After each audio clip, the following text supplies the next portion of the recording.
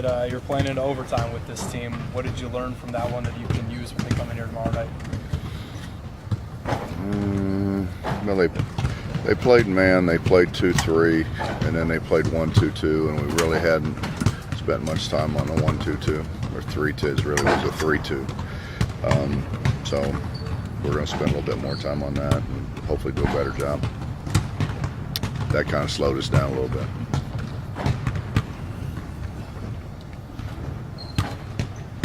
I think you're up. After that game against Kansas State, one of the things that Jawan said to me, he said that he feels like the players have to show a little bit more tough love, get on some of the younger guys a little bit more. Mentioned himself, Aaron, Terry. Do you feel like that's necessary, and have you seen any of that this week since he said that he would possibly do that? We've only went one day, but I don't know. You know, I think Wani can probably do that because of the way he's played and how hard he's played. It's hard to get anybody to listen to you whenever, you know, it's kind of like shouldn't really preach to people that are doing the same thing you're doing, you know. So, and I'm not pointing fingers at anybody. I'm just saying, I mean, that was a total collapse of team, coaching, staff. So, I mean, the whole deal. I mean, nobody did a very good job.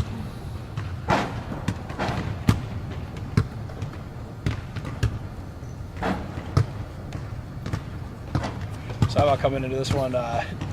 Jay Crockett was a big part of their success that they had in the second half of that one. Do you have any better idea of how to stop the things that ultimately made that one really, turn into a dogfight where you had to, even fight back to force overtime? The truth of the matter is it was Dustin Hanna. Dustin Hanna got 10 straight points.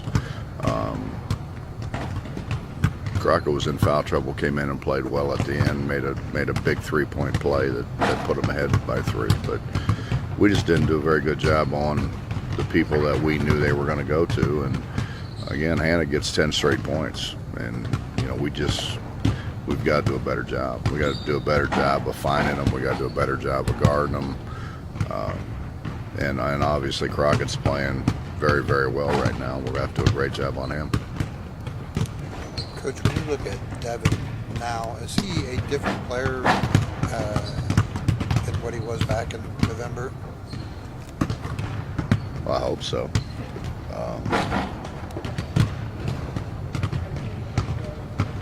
I mean, we're asking Devin to do a lot of things. I mean, we're all sitting here complaining that Devin isn't doing what KJ did when KJ was a senior, and the reality is KJ didn't do that when he was a freshman. Devin, at one time, I don't know, I haven't looked, but he's still maybe the 3rd leading rebounder in the league. If he's not 3rd, he's top 5 in the league, which most people are doing cartwheels for. It's just that we need him to do more.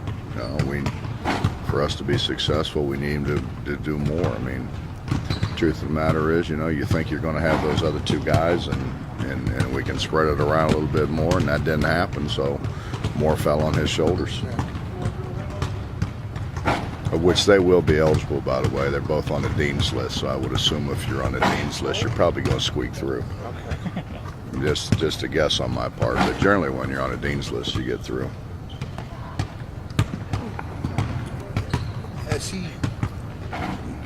You go ahead and put that on if you want. Has Devin handled that well? I mean, having that extra work thrown at him, so to speak? At times. Yeah. At times he has, at times he hasn't.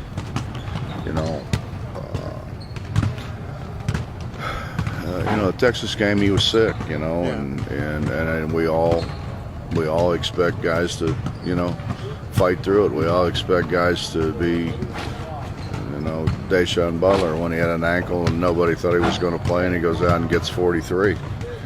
But that happened when Deshaun was a junior, I believe. Right. What didn't happen when he was a freshman. And again, I mean, we are expecting and demanding a lot, from a first-year guy. And he's almost getting, 10-7, 10-8, right. and